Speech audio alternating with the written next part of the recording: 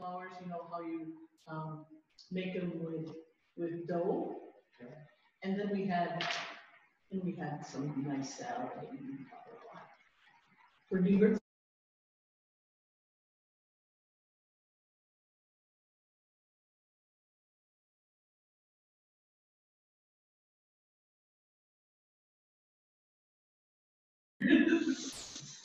And then there was yellow pebbles. And and there was a black bean dip with. Hi, Melody. Hi, can you hear me or see me? I can hear you, can't see you. Okay. And if that's what you want, that's totally fine. I'll see. It'll be a combination of both. Caleb's overtired, so. Hi, Caleb. Welcome to your first Zoom meeting. It's actually not his first. Oh. Welcome to this Zoom meeting, Caleb.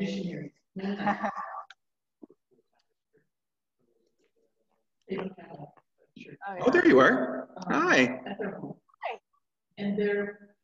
So we are recording this for future use. So this will probably be the last time I actually do live training, because once it's recorded forever, which is really, really nice. So feel free to mute yourself whenever you need to. I think I'll just leave it on mute and blind, and then I'll come when I can. Okay, all right. If you have questions, write them down or send them to me in the chat. And if I haven't answered your question by the end, I'll answer all the questions then. Okay? Sounds good.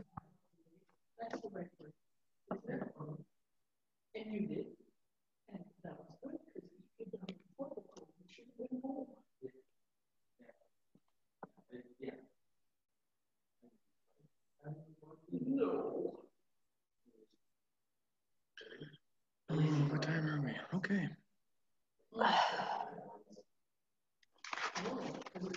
You were automatically quarantined?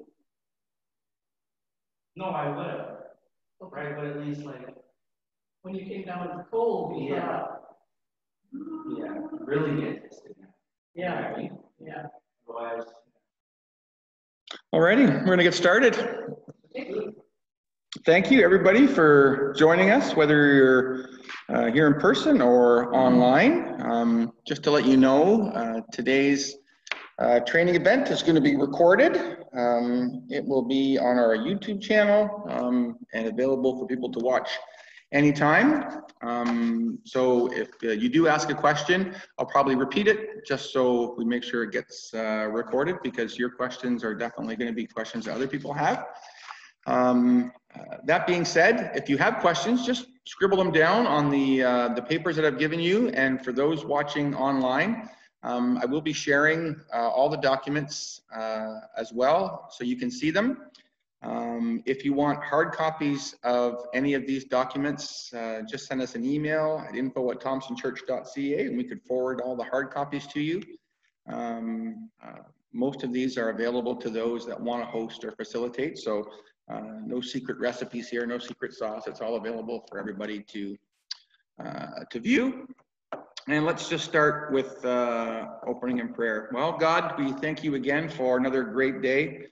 Father, as we start to dig into what it means to be a host and facilitator, I pray, Father, that we would have open hearts and minds to learn and to grow, because, God, it's always been your plan that we would all mature in our journey, in our faith walk as disciples. Father, I pray for those that are watching this, that they would be encouraged to grow in their own walks, and they would be encouraged to help other people grow as well. We ask it in Jesus' name. Amen. I always like to start with the why whenever I'm talking about small groups or connection groups, we call them here at TPA. And it really comes down to connection groups existing to give people an opportunity to become fully developing followers of Jesus. 2 Corinthians 3:18 says, "And as the Spirit of the Lord works within us, we become more and more like him and reflect his glory even more. We are called to grow. We are not called to stand still or stay stagnant. We are to be maturing believers. And as I've said many times before, that doesn't happen by accident. It doesn't happen on its own. It only happens when we're intentional about that. And the thing about growth is that it doesn't really happen well in isolation. We grow better when we're growing together with other believers. And Acts 2, the birth of the church, Acts 2, 46, 47 bears that out. It says, they worshiped together at the temple each day, met in homes for the Lord's Supper, and shared their meals with great joy and generosity, all the while praising God and enjoying the goodwill of all the people. And each day the Lord added to their group those who were being saved. So growing together, growing in community is part of God's plan and how we'll mature as believers. This would be the first time we've done connection group training in a COVID environment. But this still remains true. If TPA, if any church is going to grow larger, it's got to grow smaller at the same time. Of course, every building has a size limit. You can only put so many people in there. Pre-COVID, we had a number of people we could put in there and we were pretty full. Now our number is a third of that. But we still need to grow. We still need to see more people impacted with the gospel. More people need to surrender their lives to Christ, and more people need to be disciples. So for that to happen, TPE's got to get smaller. That means we need groups of people to be able to meet together and grow together without coming together as one whole unit to grow. So one of the things that we need to understand right at the start is how do we know if connection groups are successful? How would we know if we were doing well? How would we know if they were doing what they were supposed to do? Well, here's the way that we know whether or not groups are doing what they're supposed to do.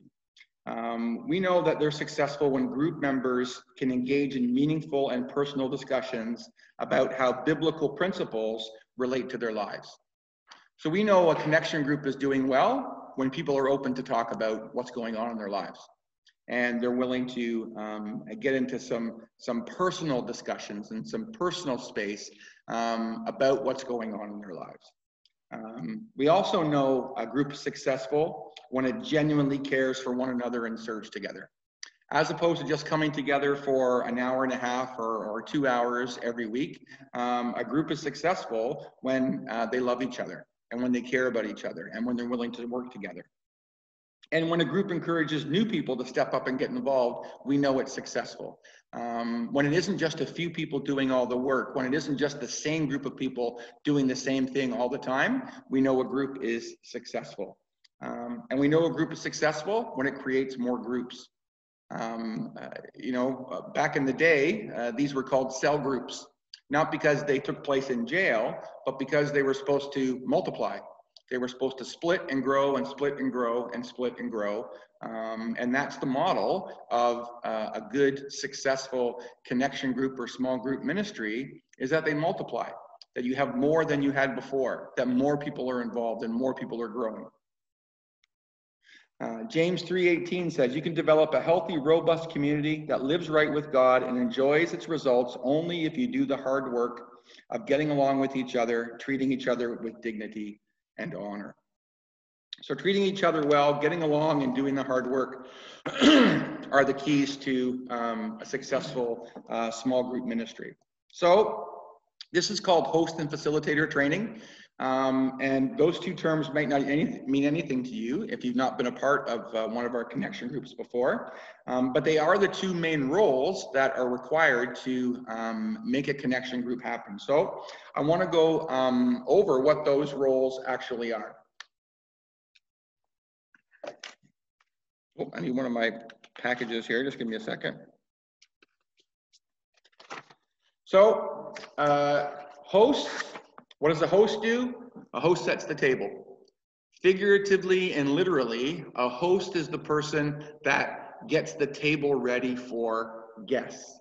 And facilitators, they help people discover. That's the main roles or the main description of both of those roles. So I want you to, the package that you've given, the nice tan colored sheet on the top, I want you to take a look at that, and I'm going to share my screen here with those of you on Zoom. All right. Okay. So 5 principles of an effective small group host. This is going to explain what a host is all about. First of all, a host is keyed in on building relationships. In our connection groups, believe it or not, the main goal is not to get through content. It's not to teach people stuff, okay? It's to connect people. That's the main goal of a connection group. And the role of the host is just as important as the facilitator. We like to kind of grade things. We like to say this person is more important than that person, or this role is more important than that role. Both the host and facilitator have an important role. And a small group that lacks a good host won't grow. Without somebody to look after people, without somebody to connect people together, your group will not grow. And a host sets the table for the discussion time. Having a comfortable place to be, a comfortable place to meet, and a place that's well hosted leads to better discussion. A good small group host sets the tone. They make people feel comfortable. They make people feel at home in their home. Now, all of our connection groups may not take place in somebody's house.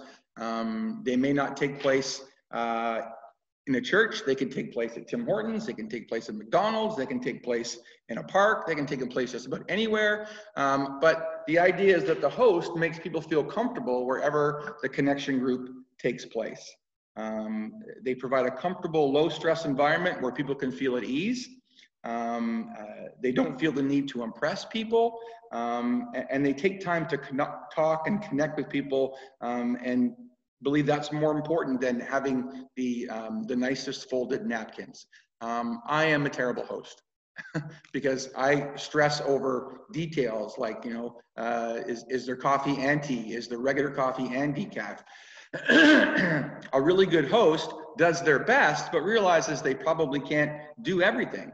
So that's important for a small group host.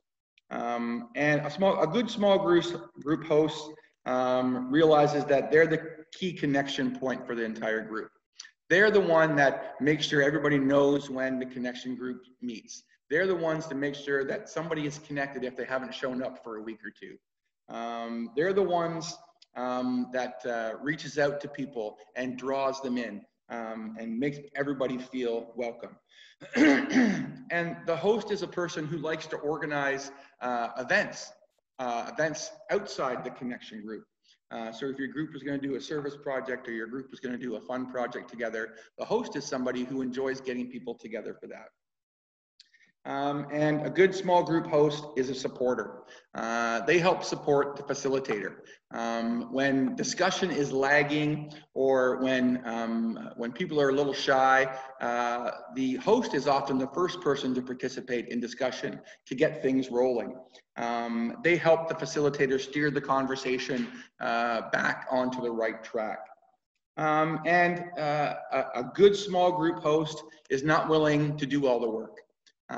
They help make other people responsible for things in the group. They make sure that other people are invited to bring food or snacks. They help other people take ownership of the group. So that's what an effective host does. So just to sum it up, what does a connection group host do? They create a comfortable environment for the group to meet in. They're the primary connection point for other group members. They keep track of who is and who isn't there. They remind people about group times and events, and they help help the facilitator keep the discussion going. There are 2 important non-requirements of a host. 2 things that you do not have to be a good host. You do not have to be Susie Homemaker or Betty Crocker. Okay, you don't have to have the best finger sandwiches. You don't have to be able to make homemade guacamole to be a good host. And the second thing is, the requirement is that you allow group members, do not allow group members to avoid responsibility. You do not do all the work for your group. You help other people get involved.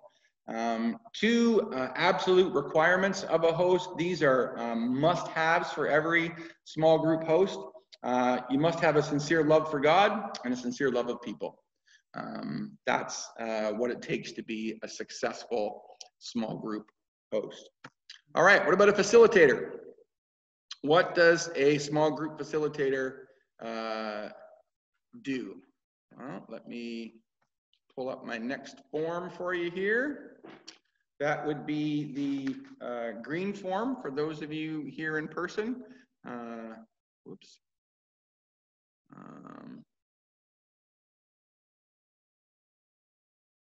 For those of you watching in person, they're all going to be the same color. Or sorry, watching on Zoom, they're all going to be the same color. Let me get my next one up here. Facilitator.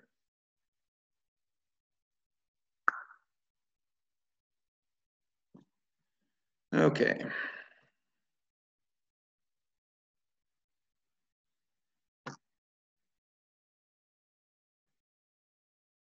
So, 5 principles of an effective small group facilitator. You as well, it's all about relationships. A facilitator, we don't call them leaders, we don't call them teachers. You facilitate. You are focused on building community over teaching material. Getting through all 8 points of your lesson is not the key. Making sure that everybody fills in every blank or answers every question is not the key. You're not too concerned if discussion gets off topic sometimes. That means people are engaged. You know how to relax. If you don't make it through the material, you know you haven't failed. If you don't get through everything, and you engage with people, you don't necessarily enforce or force conversation, you help generate it. As an effective small group facilitator, you learn it's all about asking questions. You're not teaching, you're facilitating. This is not lecturing. This is not just communicating content. You learn to ask questions. Your task isn't to give answers. This is a real key important point for facilitators. You do not have to be the answer man.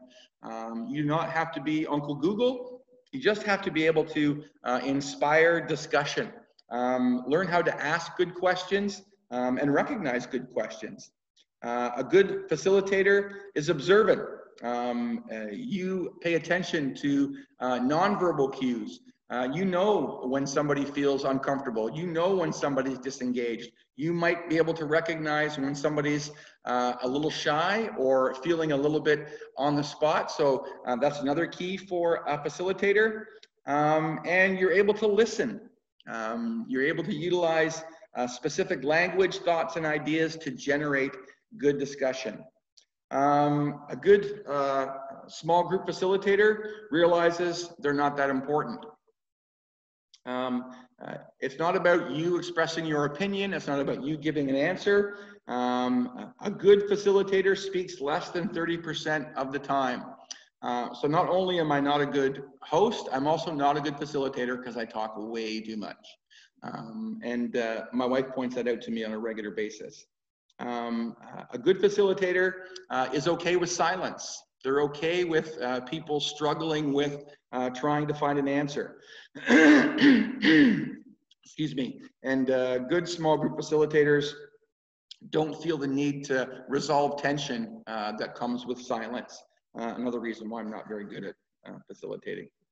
And good small group facilitators realize that they are important. That if they lead, people will follow.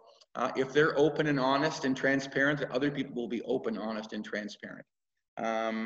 They're willing to be vulnerable so that other people are willing to be vulnerable. And they're confident and ready to step in when needed, when somebody like myself tries to dominate the conversation, is willing to redirect them. And a good small group facilitator doesn't beat themselves up. When they get discouraged, they don't get overwrought. They show discouragement the door. When they have a group that doesn't seem to be connecting very well, or doesn't seem to participate very much, they recognize that a lot might be going on underneath the surface, that there might be an internal struggle going on inside people, and that transformation is often internal and we don't actually see it on the outside. Good facilitators accept that not every gathering is going to be a home run, and not every discussion is going to be a happy one, but they believe what they're doing is important. So to sum up, what does a connection group facilitator do? They prepare beforehand, and they're ready for their group when it meets. They facilitate group discussions on a regular basis during their group. A good facilitator prays for their group, and leads the group in providing care for one another. They connect with members of the group on a regular basis. A good facilitator connects with the pastoral staff with any problems they have or issues that they have. They don't try and tackle them on their own. They lead the group in ministry and service projects and in play projects together as well. A good facilitator doesn't feel like the most important thing they have to do is get through all the material. So two non-requirements to be a group facilitator. Number one, being a perfect person. This is not saved for people who have it all figured out. Otherwise, we'd have no groups. And you do not need to be a gifted teacher to be a facilitator. This is not about being the Bible answer person or having gone to teaching school. This is about facilitating and helping other people discover. Two things that are required to be a good facilitator: a sincere love of God and a sincere love of people. So being a great connection group host and a facilitator begins with getting your heart right. It's all about attitude. It's all about heart condition. Matthew 22:37-40 says, "You must love the Lord your God with all your heart, with all your soul, and with all your mind. This is the first and greatest commandment. A second is equally important. Love your neighbor as yourself. All the other commandments and all the demands of the prophets are based on these two commandments."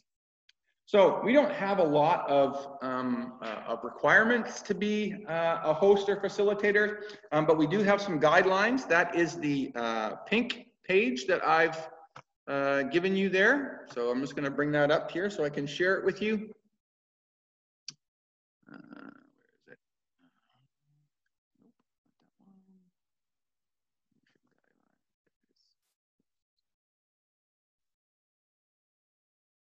We do have some basic requirements for people to host and facilitate.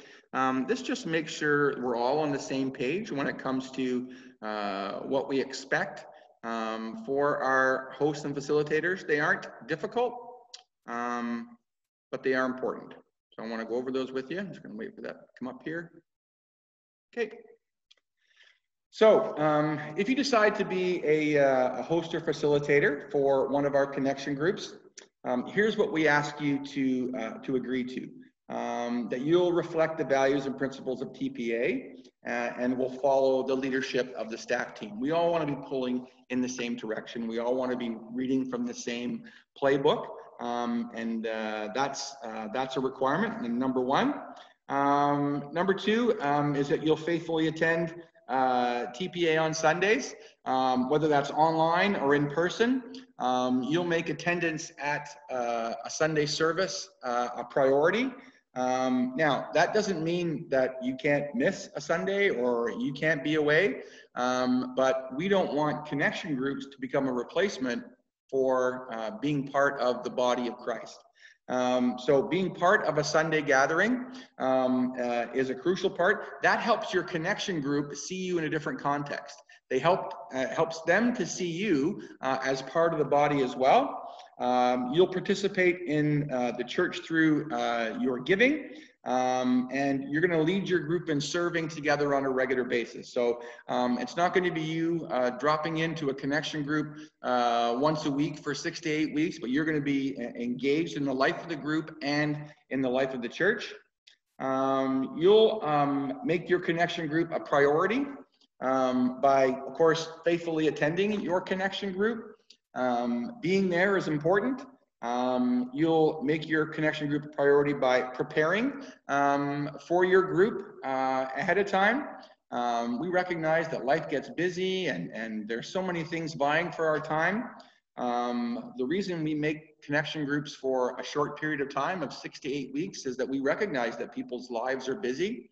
But for that 6 to 8 week period, we want you to make sure that you've got the time to host or facilitate. And you'll make it a priority by welcoming others to join your group or join groups that you're part of. You recognize that you're responsible for the care of your group. It isn't just about regurgitating content. It isn't just about showing up once a week, but you'll pray for your group. You'll connect with the people in your group. And you'll lead your group by providing care for one another. You'll take the time to stop in your group to hear what's going on in people's lives, and you'll lead them in that. And you'll also be willing to strive to create an environment of growth in your group. You'll do your best to involve as many people as possible in group discussion. That means you won't do all the talking and you won't allow any one person to do all the talking, but you'll try to leave space for everybody to share. You'll create a safe, comfortable, and welcoming environment. One of the things that we recognize is that people are going to share personal and important things at your connection group. We encourage people to keep those private discussions private and safe so people feel comfortable. And you'll also lead your group and encourage your group by beginning and ending on time, that you'll respect people's time. We ask each host and facilitator to give us a signed copy of one of those. And that just signifies that you're willing to work within the guidelines of our group. The next thing I want to go over is the purple one. We're going to skip over one sheet.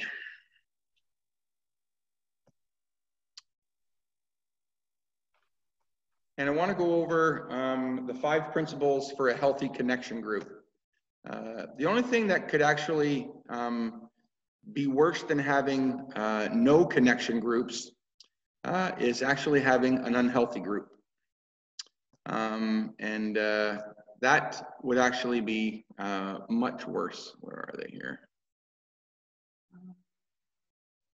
There we go. Zoom is wonderful. I really like it. It allows us to reach a lot of people.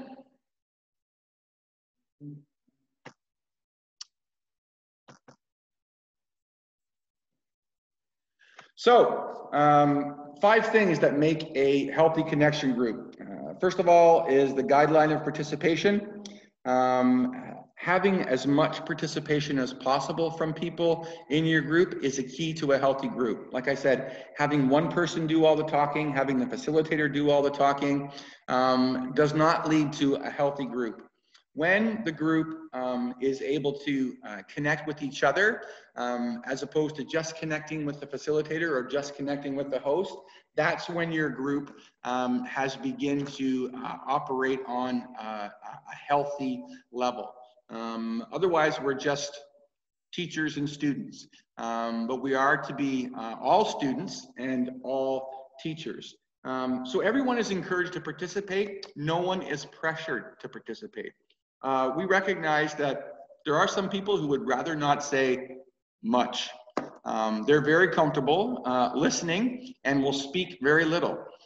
So we don't force people to speak. We don't go around circles and say, okay, now it's your turn. We allow people to participate at a level that they're comfortable with, but we always try and leave room for everybody to speak. Because some people take a little more time, they take a little more thought, they take a little more introspection before they're ready to speak. So we allow them to do that. We want to draw people into the conversation, not force them into it, kicking and screaming. We also want to follow the guideline of honor. We try and honor one another for having the courage to share honestly from the heart. That means we always try and give positive feedback when somebody participates. We try and discourage any discussion that is demeaning or makes somebody feel like they've given a wrong answer. We don't want responses to belittle people or belittle their thoughts. We want to be as encouraging as possible. Even when we don't agree with somebody's perspective, we can give their perspective a chance to be heard. We don't want to silence people. We're not trying to fix people. We're not trying to upstage or one-up people. We want to honor each other. We can see things differently without telling somebody that they're wrong. But encouraging a safe, honoring environment will make space for Holy Spirit to work in people's lives. So we encourage that. We believe in the guideline of silence. Silence is an important part of every good conversation. I have to remind myself this all the time. We don't want to rush to fill silence. We want to give people a moment to listen to what God's saying and then respond. Although silence can be a little uncomfortable, it will do no damage. But it will become, we believe it will become generative and holy. We believe in the guideline of understanding. We're trying to reach understanding, not knowledge. We can know something without understanding something. And the goal of a connection group is to understand. It's not to win an argument. It's not to make your point louder or better or faster than somebody else.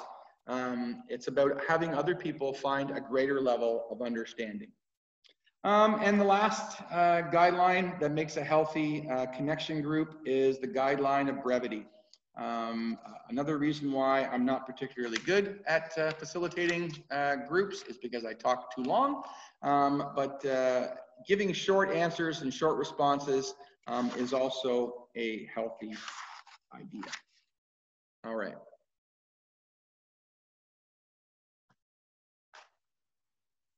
So, at some point, if you're hosting or facilitating a connection group, you're going to have your first group meeting time.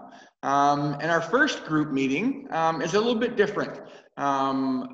We don't encourage first-time groups or the first time your group meets together to do a regular group session where you do a study and a full evening.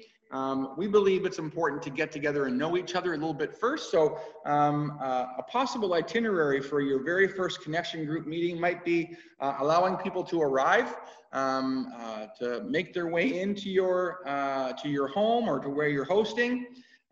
Give them a little time to chat together. It's always a good idea to have a snack. Christians don't function well without food. So we always encourage people to have something to eat or drink. That takes about 10 minutes. Then we might have a time of prayer to open up. We encourage you to have a few minutes for people to introduce themselves. It is completely wrong to assume that everybody knows one another. Even if you've seen their face in church, even if you've seen their face online, you may not know everybody in the group, and everybody in the group may not know you. So take a couple minutes to introduce yourself. We encourage you to play some kind of an icebreaker game for your first event. That gets people feeling comfortable with what's going on. Also gives them a chance to get to know something about one another. When I host a connection group, I always play the same icebreaker game. So if you've been to my connection groups before, you're going to play the same game over and over again. It's called Two Truths and a Lie. I'll explain the game to you, and you can steal it. It's not stealing because I stole it from somebody else. You give everybody an index card, and you ask them to write 3 things about themselves down on that card. 2 of them have to be the truth. 1 of them needs to be a lie, right? And the idea is to write something down that's a lie that is believable. June might write down that, you know, her husband is a farmer. She was born in Minnesota, and she drives a blue truck. And you would have to choose which of those three was a lie. And I can tell you that the lie would be that June wasn't born in Minnesota, she was born in Wisconsin. If June handed you her card, you would have to choose which one was the lie. If you guess incorrectly, and you can't guess which one's the lie, you sign June's card. And whoever has the most signatures on their card, whoever's the best liar, wins a prize at the end of the game. So we actually reward lying in this game. So you don't necessarily want to win if you want to have a comfortable soul. So you play an icebreaker game like that, that gets people moving around a little bit, gives them a chance to meet one another, and you also get to learn something about the people that you're with. After you play the icebreaker game, on your very first night, you would introduce the group study to people. You might hand out any material you had, like workbooks, or if they had material that they needed to read, you would hand that out as well. You might show a little snippet of the video if you're doing a video study. Sometimes there's a trailer that you can use, and that would introduce the study, and maybe there'd be a little bit of discussion about what people thought. And that kind of thing. And then you would hand out a connection group guidelines. I'm going to share one more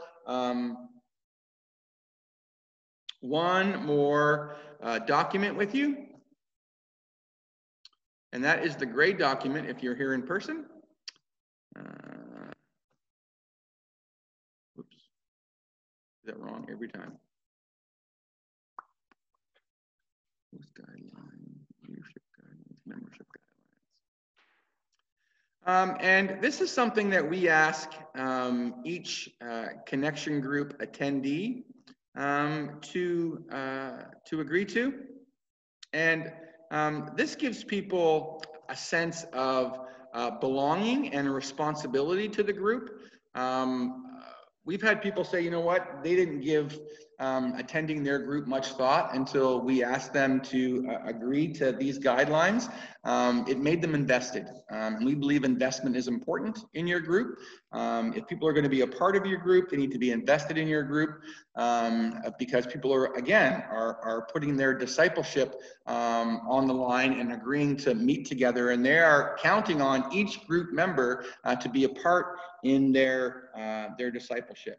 So here's what we ask people to agree to. This is completely voluntary. If somebody doesn't want to sign the guidelines and they don't want to leave you a copy, that's absolutely okay. This is really an internal matter. You could have somebody sign this and not give two hoots about what they signed. That's not what it's about. It's about people making a commitment to your group. So if they do, great. If they don't, no problem. It's not necessary to be a part of the group. Just like, you know, you can wear a mask for everybody else's benefit, but you don't have to. We're happy either way. But here's what we ask people to agree to: that they'll make attending the group a priority each week. That they'll set the time aside for this, that they'll do the assignments or do the homework or do the pre-work. They'll invest in this, because the more they invest, the more they get out of it. That they'll regularly attend Sunday services at TPA. It says TPA, but if there are people coming to your connection group to go to a different church, we just want them to attend at church somewhere on a regular basis. Because your connection group is not church. It's not the body of Christ. It's a part of the body of Christ. So we encourage people to make attending a Sunday service a regular thing, just like we ask the leaders to do, that they'll participate in with their giving, they'll participate with their good attitude. All those things will be a part of what they're doing, because we don't want your connection group to become a replacement for attending the body or attending the church. That they'll strive to build authentic relationships with those in their group. They won't just come and go. They won't try and slip in and slip out, but they'll make an attempt to connect with other people. Because truly, that's when we begin to grow, when we begin to be willing to open up to one another and share with one another. And that they'll agree to serve together with the group once a month or once a semester. And you'll participate in a missions project together, in a play project. And you'll also agree to explore honestly your next steps for spiritual growth.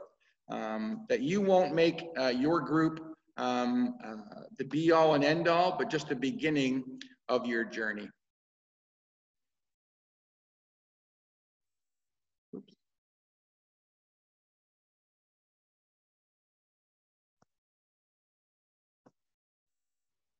There we go.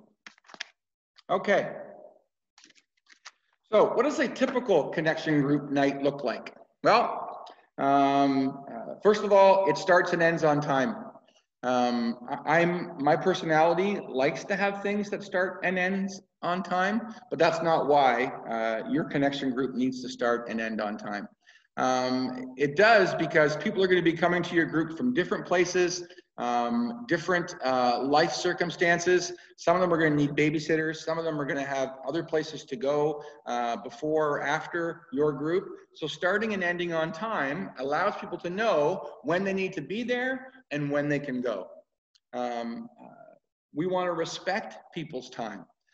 So rather than wait until everybody shows up to start, we start on time with whoever's there, because we want to respect those people who have been able to make it on time by starting on time. We also end on time to allow people that need to go the ability to go. That doesn't mean that you have to shove everybody out of your house or wherever you're meeting as soon as you're finished and you say amen.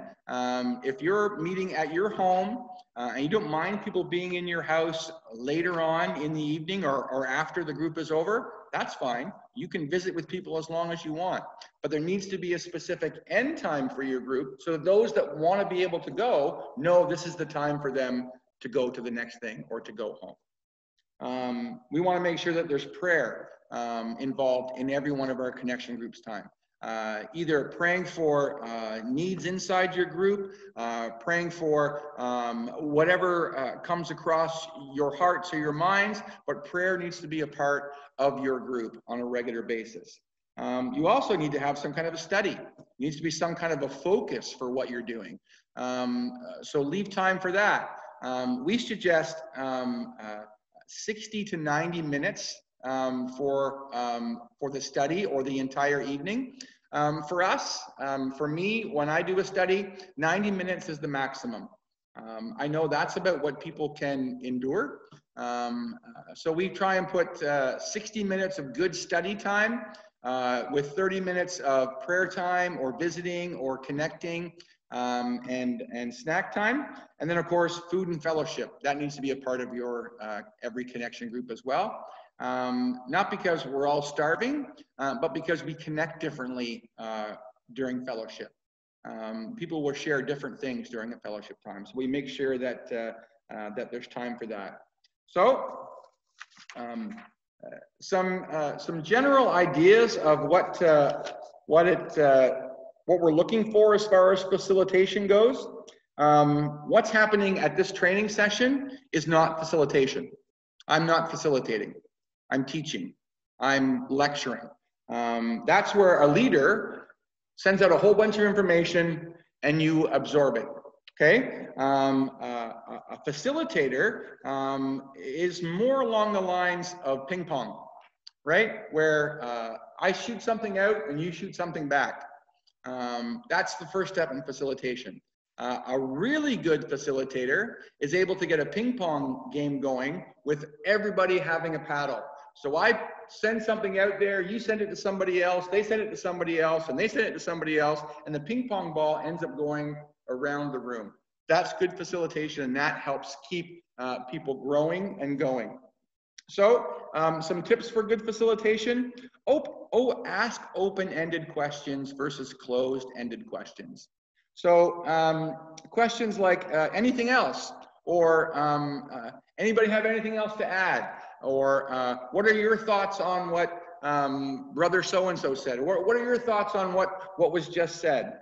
So that's open-ended questions as opposed to yes or no questions, or give me a Jesus answer kind of question. Another facilitation tip, don't answer your own questions. If you ask a question, wait for an answer as opposed to giving an answer. Again, get comfortable with quiet. Give affirmation whenever you can. Give somebody a pat in the back. Good job, Pastor Fred. That was a good answer. Thanks for adding to the discussion. Try to involve everyone. Be a good listener. And be sensitive to the leading of the Holy Spirit. If you sense that there's heaviness around a response, if you sense that people are struggling with an issue, that somebody in your group is really hurting, pay attention to that. Deal with that. See what can be done, and see how you can minister in that kind of an environment. One of the things that I hear quite often from people is that they're a little bit anxious about hosting and facilitating because they're worried about what kind of people. Oh, I'm sorry. I wouldn't be able to scroll down. I'm so sorry, Melody, that I couldn't show them to you all. I will email everything to you. Yeah, one of the things that keeps people from agreeing to host or facilitate is, what if I get a difficult person in my group? What do I do? What if I get a Pastor Mel in my group? What am I going to do? Somebody that talks all the time, somebody that thinks they have all the answers, or somebody that monopolizes the conversation. What do I do? Well, I want to let you know that it rarely happens that you find people in your group that are difficult to deal with. But if you do come across somebody that's having a difficult time, or a problem person per se, here's what we suggest. First of all, don't let one person ruin it for the entire group. You're better off to deal with that one difficult person, that one problem person, for the benefit of everybody else, as opposed to letting them run wild and ruin the entire group for everyone. And here's some kinds of people that you might come across. We call them problem people. They're complainers, controllers, correctors, and confusers. Complainers, you know what they are. Nothing's good enough for them. They always find a problem with something. Controllers are the ones that want to steer the conversation in a particular direction. They have an agenda. They have a point they want to get across, they want to make, so they try and control the discussion. You have the corrector, the person that corrects your yours for your yours, or your, no, that was 2 Corinthians, not 1 Corinthians. Or you have the confuser, the person who always manages to take the conversation off on some tangent that has nothing to do with what you're talking about. Well, to all those different kinds of difficult people, here's what we suggest that you do with people like that. Number one, you set clear rules and boundaries at the beginning of each group. That would be the 5 guidelines that we gave you. Included in there is that people will cooperate with the group and the leader. So if you have somebody in your group, have a difficult person in your group, if you've gone through the guidelines with them and encourage them to commit to those guidelines, then you'll have less chance of having problem people because they realize there's expectations to be a part of the group. The second step is, if you still have problems with somebody, even after you've got them to agree to the guidelines, is address it in the entire group. Rather than point somebody out or confront them. For instance, if you have a controller, we would make a point of announcing before the group met, hey, just want to make sure that we all know that we want to make sure we have time for everybody else to get a chance to speak. We don't want to have anybody controlling the conversation. So can we all make sure that we're giving space for everybody else to get a chance to speak? If that doesn't work and you haven't been able to dissuade them from continuing to be an issue, make that person an ally. Pull them aside and say, hey, look, I'm having a difficult time getting everybody into the conversation. Can you please help me get everybody involved in the conversation? So if somebody's a controller, make them an ally. Say, hey, we've got a few people that haven't been able to speak. Can you do me a favor this week and make sure you help me get them involved in the conversation? So you make them an ally. If that doesn't work, then it's time to pull them aside and remind them of the commitment that they made at the beginning of the group, that they would give time for everybody else to speak. So you point out to them that this is what we've asked, this is what we expect, and it would be really good if you can do that. If that doesn't work, you've done everything you can do, then you need to talk to one of the pastors and say, hey, look, I'm having a problem in my group. This is the situation, and you leave that to one of the pastors to give you a hand with. Now, there are some people who aren't problem people, but they can be a challenge. What do you do with excessive talkers? What do you do with people who have opinions on everything, that always seem to want to chime in? What do you do with excessive talkers? People that want to talk all the time and don't want to give everybody a chance to talk? And what do you do with the passionate activist? The passionate activist is the person who wants to key in on one particular area. It's their pet peeve, and they're always bringing that point up regardless of what discussion is about. Well, what do you do with those people? Well, you may have found a possible facilitator candidate if you found somebody who's passionate about sharing. So make use of that. Just let them know, hey, you know what? You can be a facilitator in a group, and you can help people discover, what you're passionate about. You can always ask someone to respond to their thought. So if the passionate talker is Pastor Mel, and you're the leader, you can say, hey, does somebody have a response for Pastor Mel? Can somebody, respond to what he said? Everybody wants to listen to somebody else to respond to what they said. So you'll get them to stop talking for a minute. And you can encourage other opinions by drawing others in, giving other people a chance to speak to what your monopolizer or your passionate activist has to say. One other thing that will happen in every connection group is bunny trails. We'll get on bunny trails all the time.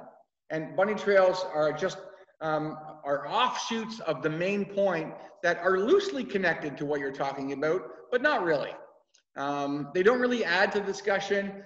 They actually draw away from it. It's kind of like a bunch of extra vines on a tomato plant. You know that they're going to be green, but they're not going to produce any fruit. So a bunny trail doesn't really produce any fruit. The best way to deal with a bunny trail is to just call it out. Or say, hey, we're on a bunny trail. We're not really going anywhere. Can we bring it back to the main point? So calling out bunnies is always a good idea if you're on a bunny trail. Another key part of meeting together in a connection group is to have fun together. Groups that have fun together are more likely to share their lives together.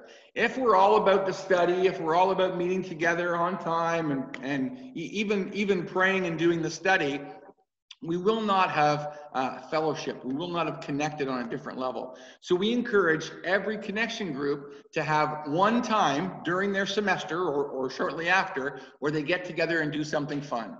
Go bowling, go jump in the lake on January 1st. Whatever it is, do something fun together as a group. Get together for a games night. Have a potluck at somebody's house.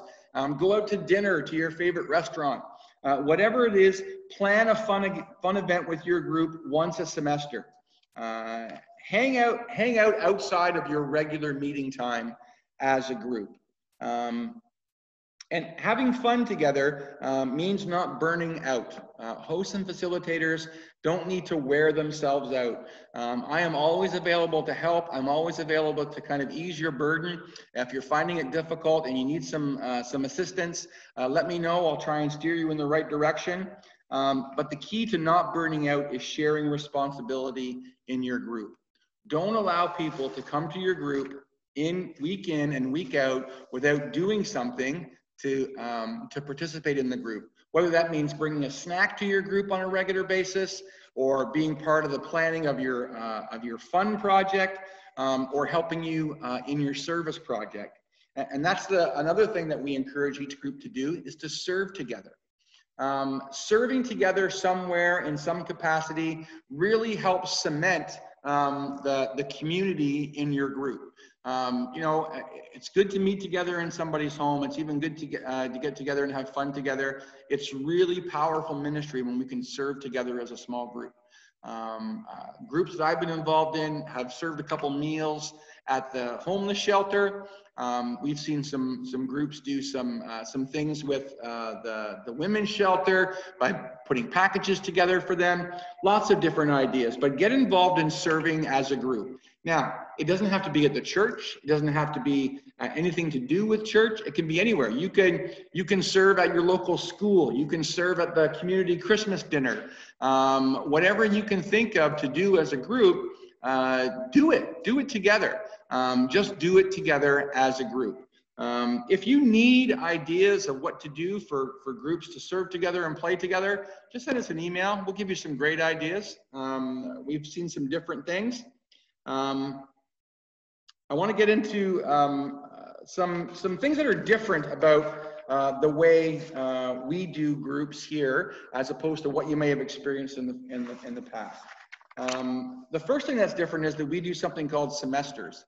Lots of places have Bible studies that meet all throughout the year. They might start in September and end in June. Sometimes they go all year long. Our groups, our small groups, run for about 6 to 8 weeks at a time. Then we take a break. Usually take a break for about a month or so. Then we start back up again. And then we end. And then we start back up again. We do that because it makes it better for, or more possible for people to get involved in a group.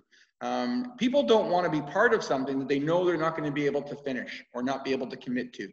So if I start a group and I say, we're going to meet for 52 weeks, a lot of people would say, well, I can't commit to 52 weeks, so I'm not going to get involved.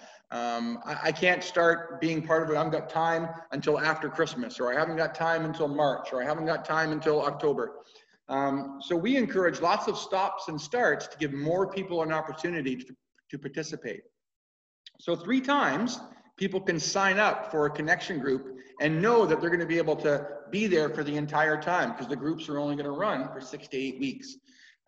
We also take breaks around those times when people might be a little bit overwhelmed or a little too busy to meet, like Christmas time. So that's important. It also gives people a chance to take a break.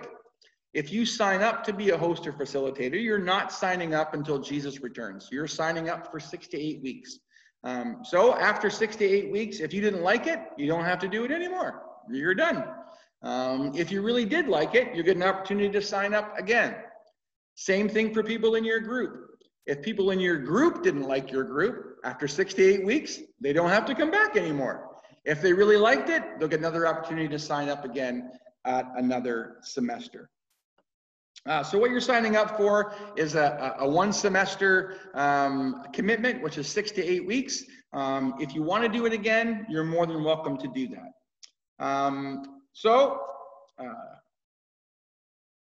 One thing that we ask people to do if they're hosting or facilitating is to only host or facilitate 2 times in a year.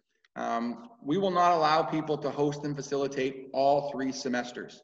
And the main reason for that is we don't want you to get burnt out. We want you to be able to take a break. So if you want to be part of a group for 3 semesters, you can host, or you can facilitate, or you can do both of those things twice. The 3rd time, if you want to participate, you just got to be a participant. You just got to go and enjoy a group and be fed and be led. That allows us to encourage more people to get involved to host and facilitate.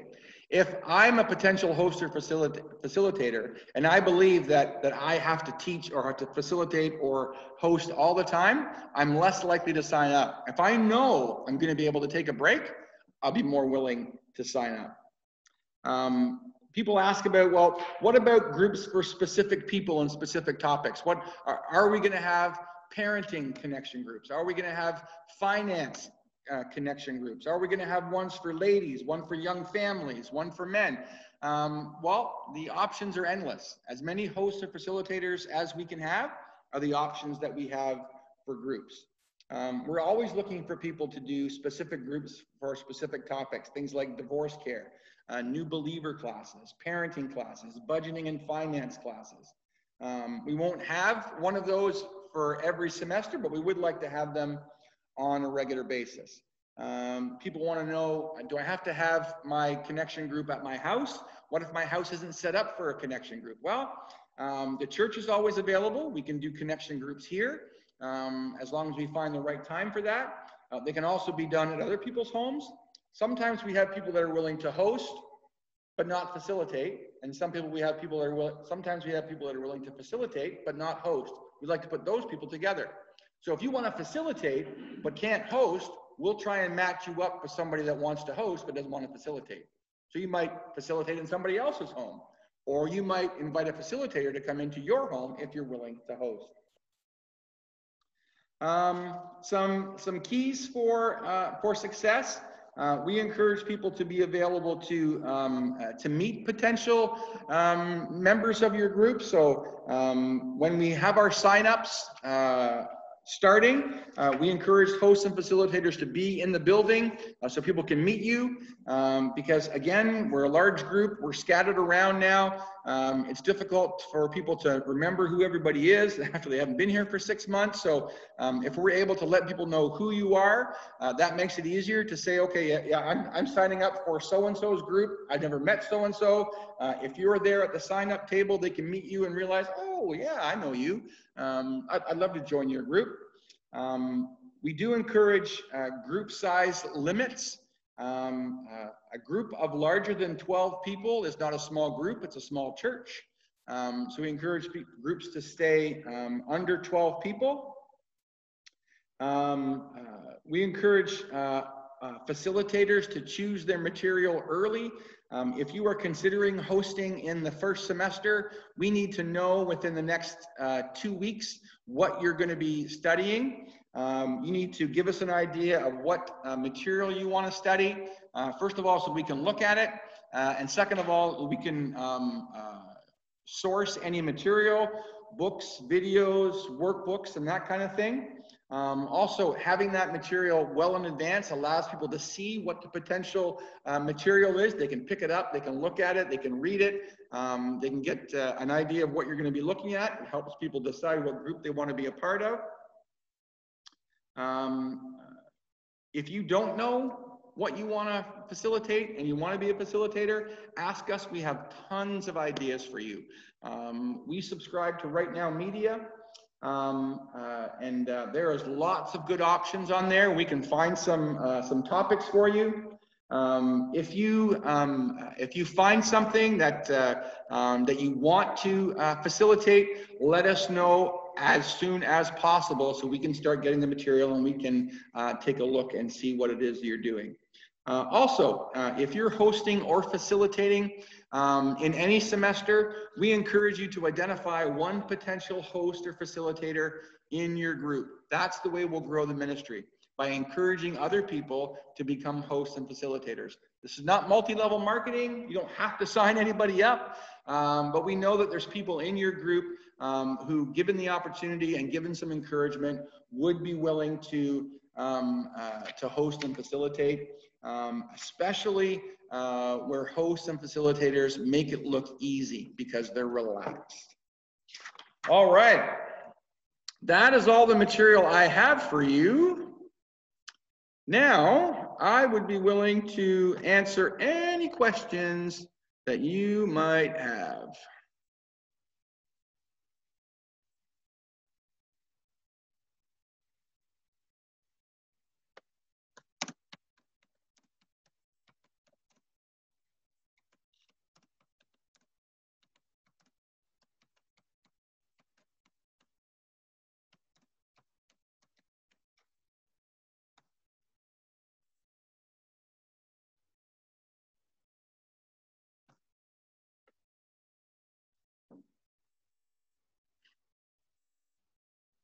No questions? I don't want to rush you, but I don't want to drag it out any longer than we have to. How long have we been? What time is it?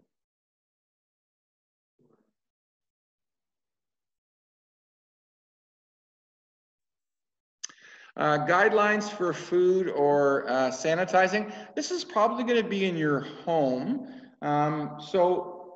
or at the church. Because people are going to be bringing food to your group, nobody has to eat. If people don't feel comfortable eating snacks that are somebody else prepares, then certainly don't force them. Making hand sanitizer available, keeping as far apart as you possibly can in your group. If you can't social distance, then encourage people to wear masks. You do not have to sanitize your house before people come to your house. One of the things that we have the option of doing now is hosting on Zoom. So some people will be encouraged to join your group because they can join at a distance. Some people won't be encouraged by that at all, but will want to be in person. We would hope that you would be able to make both available. So people that don't feel comfortable going out, don't feel comfortable going to somebody else's house, don't feel comfortable being part of a group, are still able to participate because they can do it on Zoom. If you're comfortable having people in your house or meeting together in the church, then by all means, you can do both. You can meet in person or you can meet electronically at a distance. The level to which you do that is completely up to you. We just encourage you to make it an option for people. The last group I was a part of was all on Zoom. We weren't meeting in person. The group that I'm going to be hosting this semester will be both. We'll host in person and on Zoom. I found that more people were able to attend by Zoom than they would have in person. They don't have to get babysitters. They don't have to leave their house. They're able to join anyway. It's much easier to schedule that way. But some people also want to have a fellowship and close interaction, so making it available for both.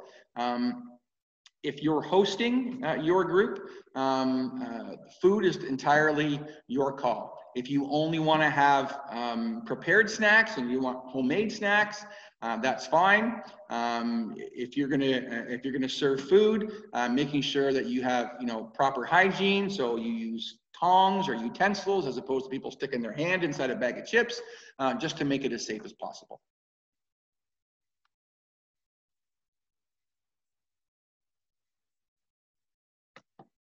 Our state is one of many things. I think it was very well laid out. I've led a small group before, it was kind of like baptism through fire. I mean, not sure if friends are leading a small group, right? And it was a great experience. I believe strongly having different aspects such as play and one where you serve the community, that's huge for us. So I think this is very well laid out. Okay, thanks, Pastor Fred.